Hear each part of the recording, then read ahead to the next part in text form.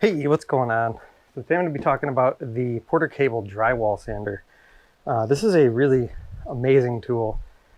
Basically, it is a big electric sander that hooks up to a shop vac, so you have virtually no dust while you're sanding drywall, which is great. If you're used to using a pole sander like this or those rectangular ones, these just make a mess. So this thing's super great. I'm just going to show you how it works and how I've set it up a little differently than the way that it's come from the factory. Here's the sander itself. It has a vacuum hose that hooks up to it, like that. And the other end will plug directly into a shop vac or an extension hose for your shop vac.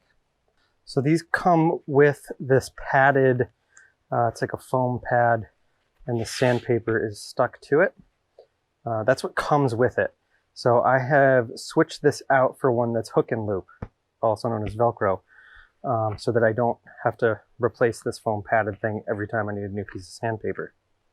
So here's what mine looks like. Boom, it mounts right on like that. Just replaces, this is like the new foam pad, and then you just put your sandpaper on. There you go. Now the suctions it all up through here. And this is a little thicker than the original one. The way this is designed is actually, I don't even really know how to describe it, but the sandpaper on the original one doesn't touch the wall until you actually push, and then it engages some mechanism in here that makes the sandpaper touch. But because this is thicker, this one always touches. So you got to be careful not to turn it on and then dig this thing into the wall. So I like to set it on the wall and then turn it on, but I'll show you how it works in a minute. Now the sandpaper that I use is just the 9-inch discs that you get for this pole sander. You can get this at like Lowe's or Home Depot or probably on Amazon. I'll put a link for this and for everything down in the description, everything in the video. I'll put a link down in the description. And I've got some 80 grit, some 100 grit, and some 150 grit. Depending on what I'm doing. I'll probably do 150 grit for just sanding drywall. I'll do 80 grit if I have to like sand texture paint off a ceiling or something, which is pretty handy that you can use this to sand texture paint. First things first, hearing protection. I have a shop vac air cleaner, which is super handy. You don't really need it, but I like to use it. Turn the shop vac on.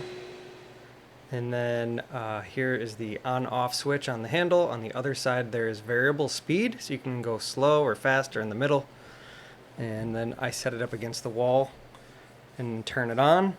Again, if you have the original pad that comes on it, like I was saying, you set it on and then you push and it pushes it against it. I like this. I think it's easier than having to push it against it.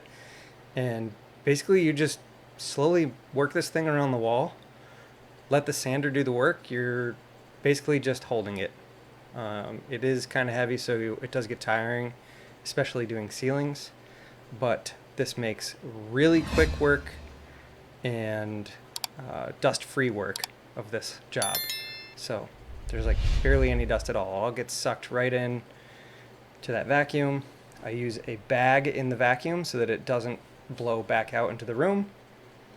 And then when I'm done, I just turn it off, and there you go. Looks good. All right, so this is in real time. This is not fast forward, just so you could see how this thing actually works, how effortlessly I'm just barely pushing on the wall, and it makes really, really quick work of this. This is a factory seam, not a butt seam, so you know, not a ton of mud there. And then on the inside corners, basically just start at the corner and work your way out. Do all your screw heads, and there's that.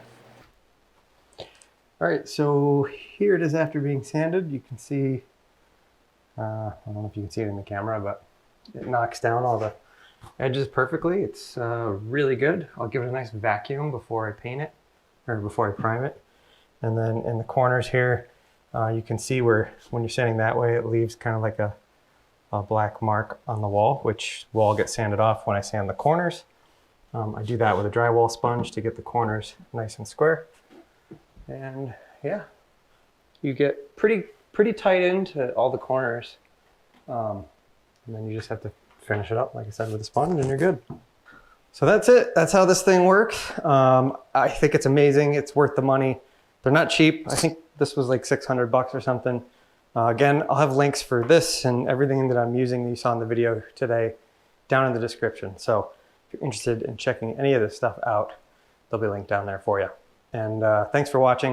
If you like this video, give it a thumbs up and subscribe to the channel for more tool reviews and how-to videos. All right, see you on the next one.